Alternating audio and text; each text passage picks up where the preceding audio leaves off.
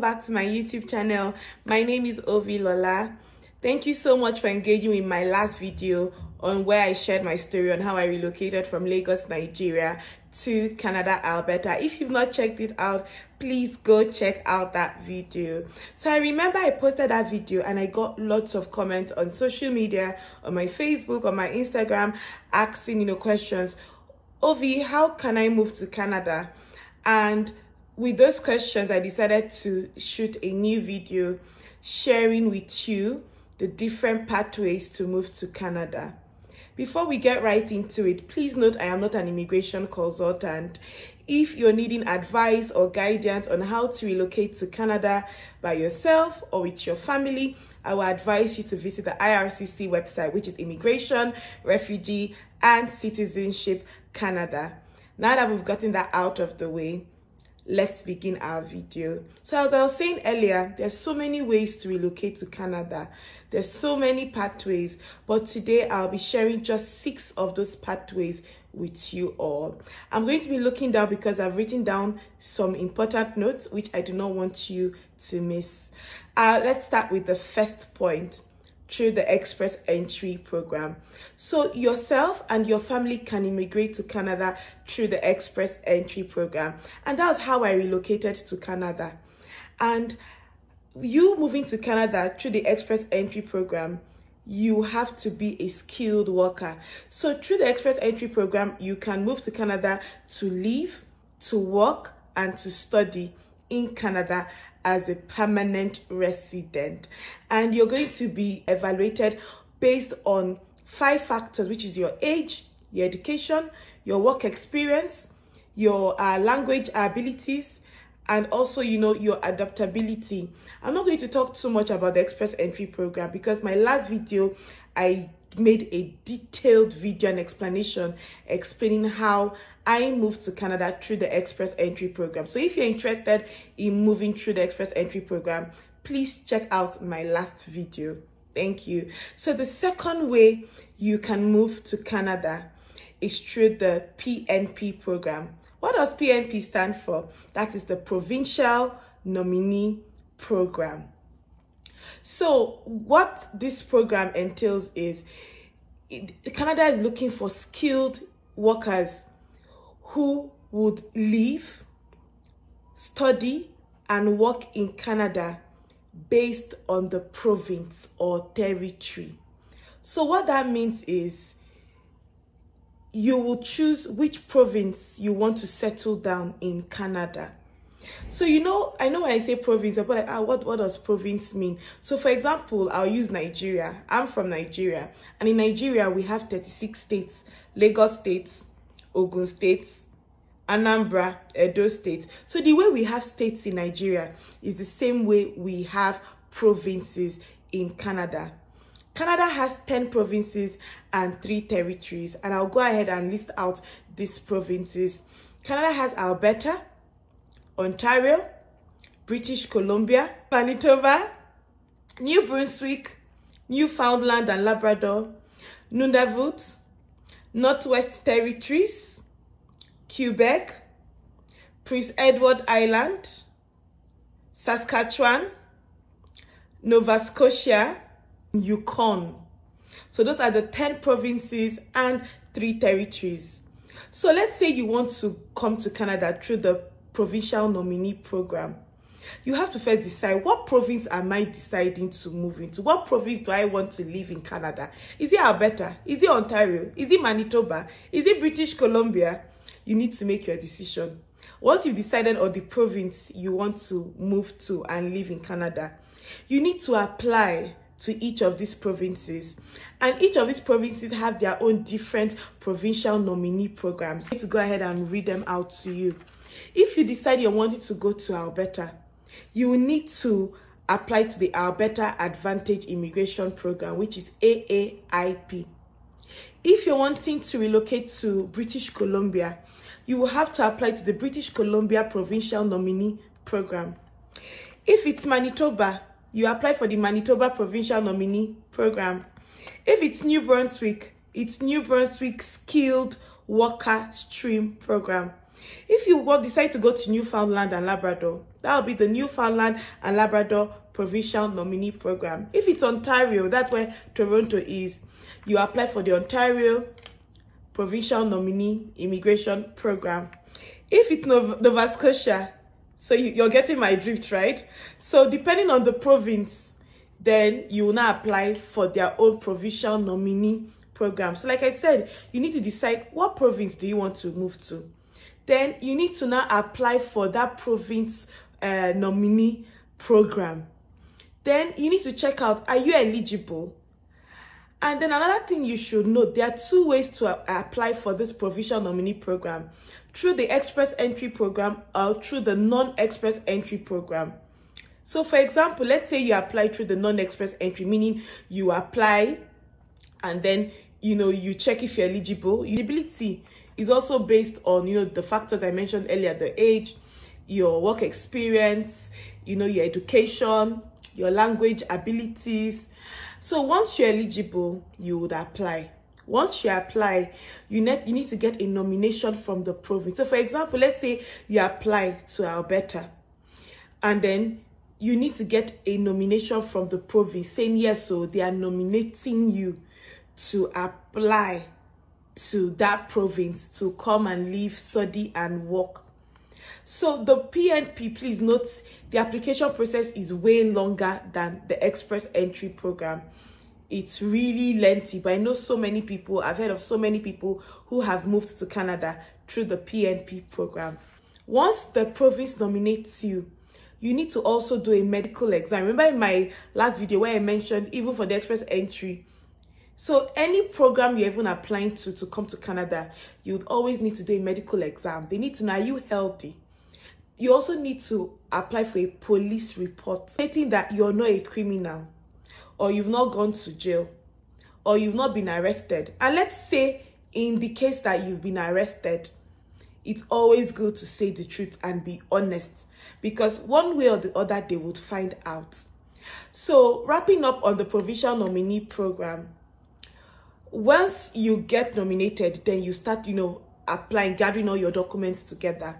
Please note, for the PNP, once you get your certificate, your document saying okay, move to Canada, please note, whatever province you decide to stay in, that they nominate you, you can't just land in Canada and then go to another province. No. Let's say Alberta nominated you. You need to stay in Alberta for at least 2 years. So you can't say, oh, because Alberta nominated you in Canada, you now go to another province. No, you need to stay in that province for at least 2 years before changing. But if you come in through the express entry program, which was the first point I listed, you can move, you can stay in any province. So that's just the difference between the express entry program and the provincial nominee program. Let's go on to the third point. That is family sponsorship. So if you have a husband, a wife, a brother, a sister, an auntie, an uncle, a relative who is living in Canada, they can sponsor you and your family to move to Canada. But before they sponsor you, there's some things that we need to check out. They need to be at least 18 years of age and older. They need to be a Canadian citizen or a Canadian permanent resident. That is the person who is in Canada. You who they're inviting, you also need to be eligible. Whoever you have in Canada, they can now go ahead and sponsor you. So they'll also need an invitation to apply as well to sponsor you. Whoever is sponsoring you from Canada needs to have enough money. They need to prove to the Canadian government that, yes, I have enough money to take care of my sister or my brother or my husband or my wife or my relative who is living, for example, Nigeria, India, outside Nigeria, coming into Canada. So that's a very good point. Like I said earlier, I'm going to go ahead and list out all these links in my description box. Before we continue, have you subscribed to my channel? If you've not subscribed to my channel, please click the subscription button now. Please click it as I'm talking. And please subscribe to my channel. Thank you. So, fourth way you and your family can immigrate to Canada is through self-employed program. What does that mean? If you're self-employed, meaning you have your own business and you're wanting to relocate to Canada, that is 100% possible. So for the self-employed program, it allows individuals who are self-employed to immigrate to Canada to live and work in Canada. For the self-employed program, you must have at least 2 years of experience. But if you have more than 2 years, let's say 3 years to 5 years work experience, your points would be higher. For the self-employed program, you can move to Canada either through the cultural experience or through the athletics program. You also need to show willingness to Canada that you're going to significantly contribute to the culture in Canada and also to the athletics program in Canada. For the self-employed program, like I said, you also need invitation to apply, and you also need to prove your work experience, like I said. So if you have more than 2 years, you need to prove your work experience. What are you doing? You need to prove, for example, your documentation, the name of your business. Is it registered? Are you paying your taxes? Your invoices, your receipts, all those documentation, you need to prove that you are actually a self-employed, your logo, your business cards, anything that will prove that yes, you had a business, you're a self-employed back in Nigeria, you wanted to immigrate to contribute to the economy in Canada. For more information about the self-employed program, I'm going to paste a link in my description box where you would go directly and do more research and do more findings.